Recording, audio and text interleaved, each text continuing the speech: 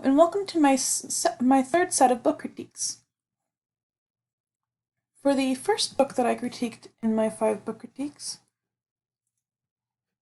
I critiqued The Year of Miss Agnes by Kirkpatrick Hill. This book is about an Alaskan tribe who has traditional values, and this teacher, Miss Agnes, comes along and she takes a progressive approach, challenging the traditional aspect of it, of the tribe. And it's very interesting to see how a first year teacher, like the first year teaching, can change the lives of their students even in their just first year. The next book I critiqued was Stregonona. This was a really cute story. It was a tall tale about a witch in the village who had a magic pot, and things go horribly wrong. To hear the story, you can check out my read aloud. The next book was A Year Down Yonder by Richard Peck. This was a really well written book. It was about this little girl during the Great Depression. Her family can't really provide for the kids in the family, so she's 15 and goes to live with her grandmother for a year. And this grandmother is anything but conventional. She has lots of crazy ways of changing life around for that year. It's quite an up and down story. It's very, very funny.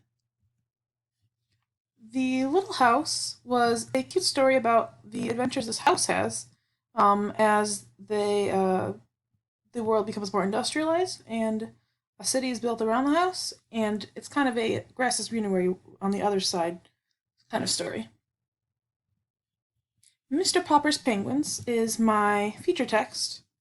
This text was by Richard and Florence Atwater, and it's all about this man who is obsessed with the North and South Pole, and he writes a letter to this explorer, and the explorer was impressed by him, so he decided to send him a penguin. So Mr. Popper gets a penguin, and his entire life changes like a 360 because he gets this penguin. And the penguin, he ends up getting another penguin because his penguin was sad and lonely. And then they have way too many penguins, which doesn't make a lot of scientific sense that they had 10 baby penguins, but in the story it's rather amusing. And then, in order to pay for all these penguins, they create this show all about the penguins, and it's a really amusing story, and it has a great ending. It's kind of funny, the relationship between Mr. and Mrs. Popper as well. And it kind of reminds students about how relationships were different back in the day.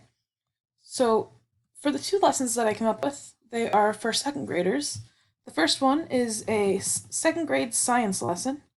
This lesson is created about penguins. So the students get to see that there are different species of penguins who have different adaptations to live in different environments. So the students would each be given a penguin to research, and then they would create a Wordle, such as the one that I created here. With they would have to create a Wordle that had to do with the breed, the climate, the colors, the height, the weight, all the different aspects of the adaptations that the penguin has, the lifespan. In my Wordle here that I created, I put all the different breeds of penguins and the different types so that would be assigned to each student, and it wouldn't give any answers to the students. And then at the end of the project, once they created their Wordle, they would share their Wordle on the class Instagram page so that all the students can see the different types of penguins, and then they would discuss amongst each other the different breeds. Next, I created an English language arts lesson. This was a lesson based on alliteration. So the students would have to create a poem that would have to do with the story in some aspect. So it could be about penguins, it could be about painting houses, which was Mr. Popper's job. It could be about theater.